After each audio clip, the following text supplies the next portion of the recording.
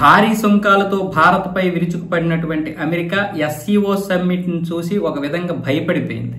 ఇంకా చెప్పాలంటే ట్రంప్ ఒక విధంగా నీరుగారిపోయాడు. దాంతో ఇప్పుడు మార్కో రూబియోతో ఒక ప్రకటన విడుదల చేయించాడు. 21వ శతాబ్దంలోనే అత్యంత స్నేహపూర్వకమైనటువంటి దేశాలు భారత్, అమెరికా అంటే.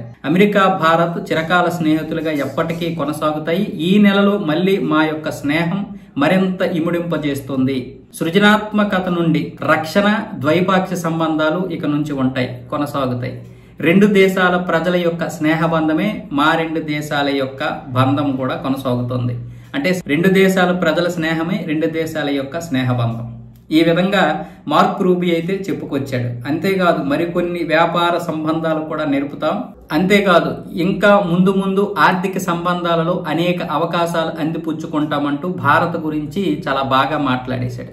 ఈయన మాట్లాడడానికి కొన్ని గంటల ముందు ఆడు నవారో ఉన్నాడు కదా, ఇష్టం వచ్చినట్లుగా మాట్లాడేశాడు. ట్రంప్ స్నేహితుడు నవారో ఇష్టం వచ్చినట్టు ఏం మాట్లాడాడు?